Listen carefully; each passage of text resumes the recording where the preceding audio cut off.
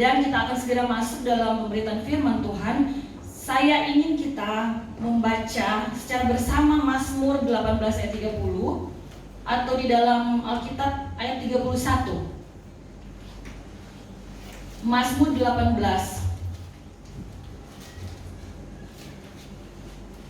di dalam Alkitab elektronik ayat 30.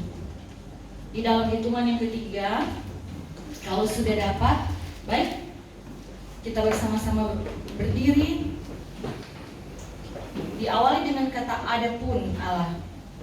Dalam hitungan yang ketiga, 1, 2, 3. Adapun Allah jalannya sempurna, janji Tuhan adalah murni. Dia menjadi perisai bagi semua orang yang berlindung kepadanya. Puji Tuhan, silakan duduk kembali. Saudari dalam Tuhan Yesus Kristus, saya mempersiapkan pelayanan ini dengan waktu yang singkat. Karena saya katakan tadi setiap minggu ada pelayanan, dan saya berusaha untuk bertanya kepada Tuhan dan mempelajari hal yang baru, supaya kemudian saya yang terlebih dahulu diberkati dan bisa saya bagikan. Jadi selalu mau untuk menantang kehidupan saya, karena saya bukan dari latar belakang sekolah teologi ya. Nah, saudara dalam Tuhan, beberapa hari ini saya bergumul. Hari Senin kami ada doa sepanjang malam. Selasa itu masih dalam keadaan yang belum pulih karena satu malam itu jadi istirahat, mempersiapkan untuk perjalanan. Hari Rabu kami datang ke sini dan banyak persinggahan-persinggahan, dan ini hari pelayanan. Jadi waktu di pesawat itu saya kemarin itu saya bergumul, Tuhan mau bicara apa sebenarnya? Tuhan berkati dulu saya dengan firman-Mu. Kemudian saya teringat ada sebuah rasa penasaran ketika saya pernah membaca tentang sebuah kejadian di mana pertama kali Tuhan memanggil murid-muridnya itu ada di Danau Galilea. Nah, ada satu lagi kejadian di mana Tuhan menampakkan diri kepada murid-muridnya di tempat yang sama. Kita memang sedang berbicara tentang kenaikan Tuhan Yesus, tetapi ada sesuatu yang kadang-kala kita lupa sebelum Tuhan Yesus naik. Dan ini yang akan saya bagikan bagi kita semua yang sudah memberkati kehidupan saya. Tadi malam saya kemudian kembali lagi belajar. Akhirnya saya bilang sama Tuhan begini, Tuhan belum selesai, saya sudah mengantuk sekali. Jadi suami sudah tidur, kita sudah berdoa. Saya lanjutkan untuk persiapan pelayanan ini. Kemudian saya mau bilang tersono lagi. Saya tertidur, makanya ada WA dari Pak Gom atau mungkin kalau nggak salah itu saya belum balas waktu itu, karena saya memang tutup ininya ya, WA-nya. Jadi seperti itu. Dan tadi pagi suami bangun duluan, itu saya dibangunkan. Sudah siap pelayanan? Belum. Jadi saya juga mempersiapkan pelayanan ini. Tapi saya percaya bahwa ketika saya sudah diberkati oleh kebenaran firman Tuhan, dan saat ini saya akan bagikan bagi kita semua, Roh Kudus yang sama yang sudah menolong saya akan juga menolong semua yang mendengar, agar berkat firman Tuhan bisa menjadi bagian kita semua. Puji Tuhan. Saudara di dalam Tuhan Yesus Kristus, seperti saya katakan tadi, kita kemudian akan melihat ayat yang kedua, tapi saya bacakan sendiri di dalam Yohanes 21 ayat 11. Kita akan kemudian melihat atau kita akan mengambil perhatian terhadap ayat ini. Simon Petrus naik ke perahu, lalu menghela jala itu ke darat, penuh ikan-ikan besar, 153 ekor banyaknya, dan sesungguh pun sebanyak itu, jala itu tidak koyak. Ini kejadian sebelum Tuhan naik ke sorga. Yang saya sudah awali tadi bahwa ada yang kita lupa. Nah, penampakan diri Tuhan Yesus pada murid-muridnya dikisahkan oleh Yohanes 21. Ini dua kejadian yang di Danau Galilea mirip. Ya, kejadian pertama sebelum Yesus mati, sebelum Yesus bangkit. Bahkan sebelum pelayanannya bersama murid-muridnya. Karena ini adalah awal murid-murid pertama dipanggil sebagaimana ditulis dalam 3 Injil sinoptik, Matius 4, Markus 1, dan juga Lukas 5. Kalau Matius dan Markus memberikan judul yang sama, Yesus memanggil murid-murid yang pertama. Tetapi kedua penulis ini menulis begitu sederhana, begitu singkat. Beda halnya dengan Lukas, karena Lukas ini seorang tabib, atau kita kenal dengan istilah dokter lah sekarang, petugas kesehatan. Jadi tentu orangnya begitu ilmiawi atau pinter dalam menerangkan sesuatu. Nah, kita perhatikan Lukas 5, di sana diberi judul penjala ikan menjadi penjala manusia, lebih lengkap. Nah, kalau kita kemudian kembali ke kejadian yang kedua, saya akan baca beberapa ayat. Yohanes 21, Yesus menampakkan diri kepada ketujuh murid, ayat pertama. Kemudian Yesus menampakkan diri lagi kepada murid-muridnya di pantai Danau Galilea, Danau Tiberias sama aja ya. Dan ia menampakkan diri sebagai berikut. Di pantai itu berkumpul Simon Petrus, Thomas yang disebut Didimus, Nathanael dari Kana yang di Galilea, anak-anak Zebedius. Anak-anak Zebedius pertama yang menulis ini yaitu Yohanes, kemudian saudaranya Yakobus dan 2 orang muridnya yang lain. Saya belum menemukan, belum ada catatan murid ini siapa. Mungkin di lain kesempatan. Ayat yang ketiga, kata Simon Petrus kepada mereka, aku pergi menangkap ikan. Kata mereka kepadanya, kami pergi juga dengan engkau. Mereka berangkat lalu naik ke perahu, tetapi malam itu mereka tidak menangkap apa-apa. Seperti kejadian yang pertama.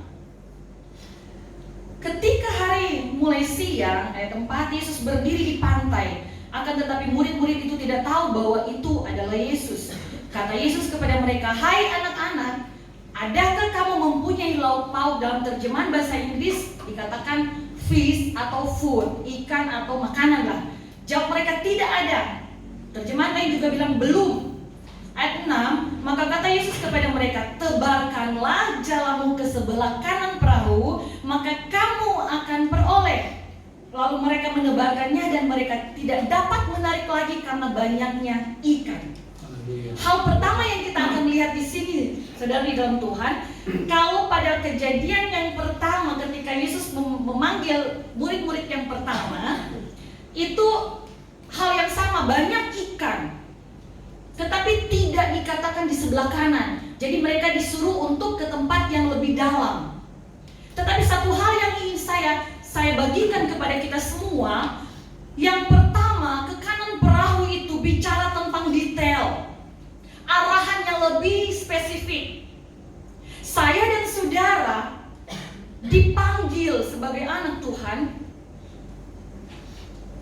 Ada maksud-maksud detail dalam kehidupan saya dan saudara. Amin, saudara. Dan itu diarahkan secara spesifik. Nah, kita lanjut itu bagian pertama yang kita boleh temukan. Dan yang ayat yang ke-7, maka murid yang dikasihi Yesus itu berkata, murid yang dikasihi Yesus itu adalah Yohanes sendiri. Dia tidak menyebutkan namanya, tetapi lebih memberikan identitas sebagai seorang murid yang begitu dikasih, ada rasa kebanggaan pribadi. Dia tidak menulis namanya, berkata kepada Petrus, itu Tuhan. Ketika Petrus mendengar bahwa itu adalah Tuhan, maka ia mengenakan pakaiannya, sebab ia tidak berpakaian lalu terjun ke dalam danau. Jadi Petrus ketika itu hanya berpakaian nelayan, ya bisa dikata telanjang dada gitu. Jadi dia ambil jubahnya, dia berpakaian. Ayat 8, murid-murid yang lain datang dengan perahu karena mereka tidak jauh dari darat, hanya kira-kira 200 hasta saja, dan mereka menghela jala yang penuh ikan itu. Nah, saudara di dalam Tuhan Yesus Kristus, di dalam Lukas 5 ayat 7 berkata demikian. Lalu mereka memberi isyarat kepada teman-temannya di perahu yang lain ketika mereka itu banyak menjala ikan, supaya mereka datang membantunya. Dan mereka itu datang, lalu mereka bersama-sama mengisi kedua perahu itu dengan ikan hingga hampir tenggelam. Di ayat 7 dalam Lukas 5 itu bicara tentang sesuatu kondisi yang diakibatkan oleh sebegitu banyak berkat yang diterima oleh murid-murid, yaitu hampir tenggelam. Nah saudara, kita akan lewat itu, tapi kita akan kembali ke sana. Ayat 11 di dalam Yohanes tadi, Simon Petrus naik, yang kita sudah baca sebagai ayat pokok yang kedua, menghela jala itu ke darat penuh ikan besar 153 ekor banyaknya, dan sungguh pun sebanyak itu jala itu tidak goyang.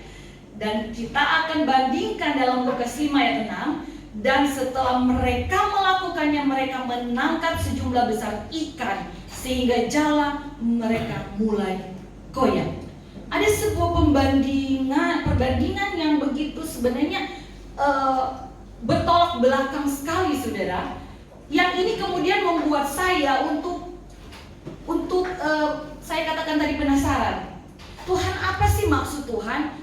Kenapa begitu jelas disampaikan oleh firman Tuhan di dalam Lukas bahwa dalam kejadian itu mereka mendapatkan sejumlah besar ikan, dan bahkan setelah dibagi-bagikan itu hampir tenggelam, dan murid-murid sendiri punya jala itu mulai koyak.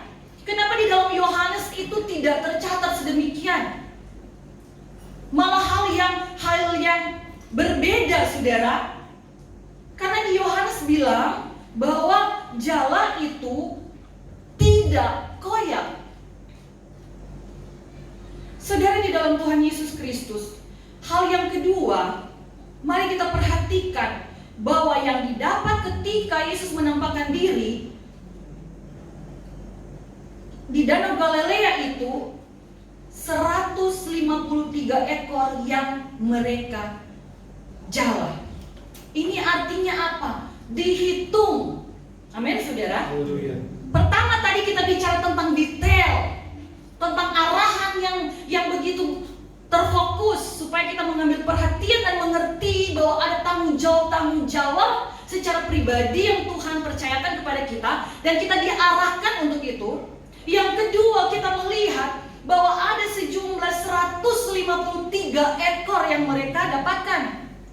Di Lukas itu hanya bilang banyak, ya, sejumlah besar ikan. Ini berarti apa, saudara? Bahwa berkat untuk dinikmati ketika kita sudah mengikuti Tuhan. Ingat, waktu di kejadian pertama belum mengikuti Tuhan, mereka baru dipanggil. Ketika saya dan saudara sudah mengikuti Tuhan, sebagaimana kita menyebut diri kita Kristen, pengikut Yesus, berkat untuk saya dan saudara sebagai pengikut Kristus, kita akan nikmati sudah ditentukan. Dalam hal ini sudah tertakar. Saya sampai lupa, saudara, saking bersemangatnya saya beri judul tertakar, terbaik dan tak tergoyang. Tertakar, terbaik dan tak tergoyang. Yang akhirnya itu, ya saudara, bahwa apa yang sudah menjadi bahagian saya dan saudara, berkat yang akan kita nikmati untuk menjadi sesuatu yang kita nikmati ketika kita mengikuti Tuhan Yesus, sudah ditentukan bagi saya dan saudara, sudah ditakar bagi saya dan saudara. Amin. Dan itu tidak akan tertukar. Amin. Amin. Hal yang ketiga, besar. Kalau kita perhatikan di sini, ya, ikannya besar, bukan jumlahnya yang besar. Ikan-ikan yang mereka tangkap, mereka jala itu besar, bukan dalam pengertian banyak, bukan dalam pengertian kuantitas, tetapi kualitas. Amin saudara. Ini bicara tentang hal yang terbaik. Bukan dari segi banyaknya kita mengukur berkat Tuhan, tetapi dari segi pengaruhnya dalam kehidupan kita. Amin saudara. Besar kalau kita membanding-bandingkan dua kejadian ini, ya, detail sekali ayat dalam Yohanes tadi. Dan yang keempat itu saya begitu tertarik dengan kata tidak terkoyak. Sementara di kejadian pertama tadi apa? Mulai terkoyak, bahkan membuat sebuah pengaruh untuk mendatangkan kerugian, mau tenggelam mereka. Jadi artinya apa? Bahwa setiap berkat yang Tuhan berikan dalam kehidupan saya dan saudara tidak hanya saja terukur, terbaik, tetapi ada jaminan Tuhan untuk kita jangan jadi celaka karena berkat itu. Amin saudara. Tidak pernah mencelakakan kalau itu sudah diberikan untuk jadi bahagian saya dan saudara. Ya, ada jaminan tidak terkoyak. Amin. Karena banyak di luar sana begitu fokus untuk mencari harta, mencari popularitas, mencari ketenaran dan segala macam yang mungkin memang menjadi bahagiannya ketika dia begitu setia melayani Tuhan, begitu setia mengikuti Tuhan. Itu akan menjadi bagian kita. Tetapi Tuhan lebih tahu apa yang benar-benar bahagian terbaik bagi saya dan saudara yang tidak mencelakakan kita. Karena bukankah di tempat di luar sana banyak orang yang kaya jatuh karena kekayaan, jatuh karena berkat Tuhan. Perhatikan saudara, pastikan berkat yang engkau terima itu berkat yang tidak mengoyakkan imanmu. Amin saudara. Itu yang harus engkau minta kepada Tuhan. Firman Tuhan bilang, minta apa saja Tuhan akan berikan. Tetapi saya selalu berpengertian begini, Tuhan, saya mau minta apa yang engkau kehendaki dan bukan apa yang engkau kenali. Kalau engkau kehendaki betul-betul itu bahagian saya, di kehendak Tuhan. Tapi kalau di kehendak Tuhan, kita bisa minta sesuka hati. Tuhan bilang cari, ketuk, pintu dibuka. Tuhan berkenan memberkati kita. Tetapi kalau Tuhan berkenan, Tuhan menjamin bagi saya dan saudara. Karena Tuhan tahu persis. Saya juga pernah sampaikan dalam pelayanan saudara, anak-anak Tuhan, anak-anak muda, khususnya yang belum menikah. Kalau engkau mau berdoa sama Tuhan minta jodoh, misalnya ada pacar ya, Tuhan kiranya ini pacar saya. Kalau engkau sungguh-sungguh minta dengan sungguh-sungguh, dengan setia, Tuhan bilang orang yang memperjuangkan haknya kepada manusia aja diperhitungkan, akhirnya diiyahkan, apalagi kepada Tuhan, benar? Nah, Tuhan akan menjawab doamu.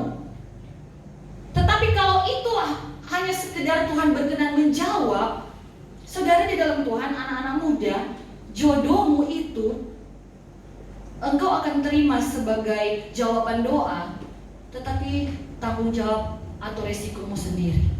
Tetapi kalau engkau bersandar kepada Tuhan dan bilang, Tuhan biarlah kehendakmu terjadi, itu yang akan terjadi adalah demi kebaikanmu. Amin saudara. Kalau engkau minta, Tuhan jawab. Tetapi kalau engkau bilang, aku ini hamba, jadilah menurut kehendakmu, semuanya Tuhan siapkan dan Tuhan akan jamin. Karena Tuhan yang tahu persis takaran apa jodoh yang bagaimana yang sesuai dengan engkau. Amin anak-anak muda. Haleluya. Tuhan akan bertanggung jawab. Saya katakan tadi, kalau minta sendiri, ya puji Tuhan kalau itu yang Tuhan kehendaki juga apa yang kau minta. Tapi tentu itu punya sebuah hal yang disebut dengan kepekaan. Kita minta, ternyata itu yang Tuhan kehendaki. Tetapi mari kita menempatkan dulu diri kita untuk selalu berharap kepada Tuhan, sesuatu terjadi dalam kehidupan kita sesuai dengan kehendak Tuhan. Tuhan tanggung jawab, Tuhan jamin. Amin. Haleluya. Seperti halnya ini saudara, Tuhan menjamin tidak menjadikan berbahaya, tidak mencelakakan kita dan juga tidak membahayakan orang lain. Dalam sebuah hubungan itu kita berinteraksi dengan orang lain. Betul mungkin tidak mencelakakan kita dalam hal kejadian yang pertama, ya. Tetapi akhirnya akan membahayakan. Yang lain itu hampir tenggelam, ya, saudara. Jadi demikian, tidak terkoyak, tidak mencelakakan kita.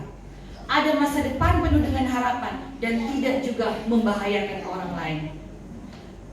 Apa yang kita nikmati tidak menjadi masalah bagi orang lain ketika kita membagikan berkat itu juga. Sudah di dalam Tuhan Yesus Kristus. Jadi ada 4 hal yang saya bagikan di sini. Jaminan bagi kita sebagai pengikut Kristus sebelum Tuhan naik ke sorga. Pertama tadi apa? Terarah. Yang kedua, tertakar. Yang ketiga, terbaik. Dan yang keempat, terjamin. Amin, saudara. Haleluya. Kita beri pujian pada Tuhan. Amin. Haleluya, puji Tuhan. Haleluya. Dan sebagai penutup, saya akan kembali bacakan bagi kita semua Mazmur 18 ayat 30 atau ayat 31 di Alkitab, di buku Alkitab, dalam terjemahan bahasa Indonesia masa kini. Perbuatan Allah sempurna, janji Tuhan dapat dipercaya, ia seperti perisai bagi semua yang berlindung padanya. Mazmur 18 ayat 31 atau 30 di dalam Alkitab elektronik. Perbuatan Allah itu apa? Sempurna. Amin. Yang kedua, dapat dipercaya, dalam terjemahan lain teruji. Jangan ragu, saudara. Amin. Dan dia perisai. Dia Allah Immanuel yang menyertai saya dan saudara. Amin. Tertakar, terbaik, dan tak terkoyak. Artinya sempurna. Puji Tuhan. Tuhan Yesus memberkati. Saya kembalikan kepada penanggung jawab.